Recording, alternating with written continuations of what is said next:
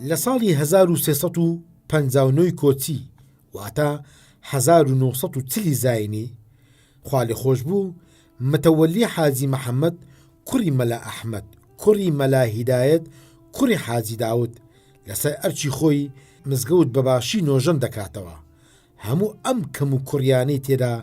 چارەسەر دەکرێت لەوانە دروستکردنی منارەیەکی نوێ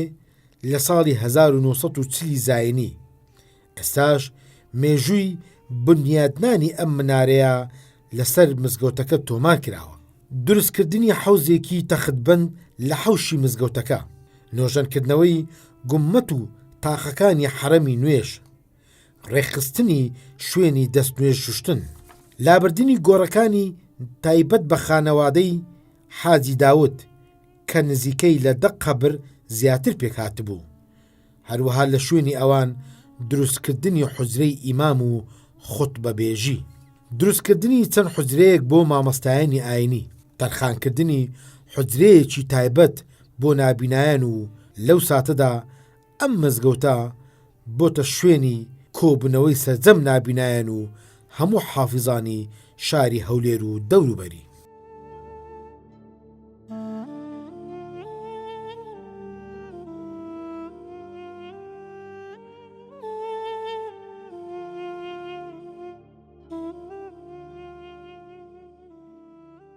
طبعا هەر وەکو باسمان کرد ئەو مزگەفتە کەونترین مزگەفت بووە لە هەولێرێ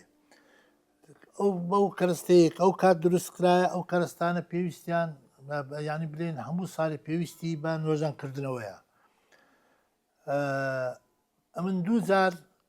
ئەو مزگەفتە نۆژان کردیتەوە تعمیر کردەوە لەسەر حسابی خۆم لە ساڵی 2018 و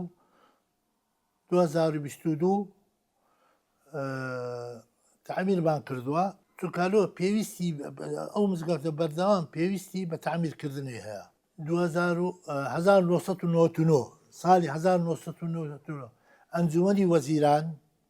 هەستایە بە تعمیرکردنی ئەو مزگەفتەی تعمیرێکی زۆر جوانی کردووە و لەو ئەو وەختی حەزەری حەلانی بەکارهێناوە لە مزگەفتێ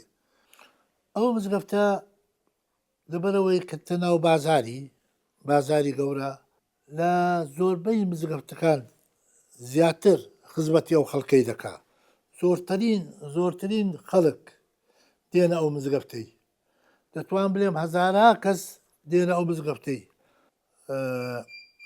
بەردەوام ئەو لەو مزگەفتەی لەو ساڵێەوە کە دروست کراوە هەموو ساڵێ مەولود نەبەوی دەخرێت مەولود نەبەوی کاسبکارانی هەولێر مەولود نەبەوی لێرە دەکەن ینی ئەو مزگەفتە بۆش بەناوبانگە بەو مەولودەی کە لێ دەخرێ و خەڵکەکی زۆر دێنە ئەو مەولودەکەی شەوانی لەیلەتول قەدر لێرە دیسان خەڵکەکی زۆر دێن لێرە بەشداری دەکەن لە لەیلەتول قەدر دوعای خۆیان دەکەن حتا سبەینێ دوعای خۆیان دەکەن ئیتاعەتی دەکەن ئەوەش هەر تەبعی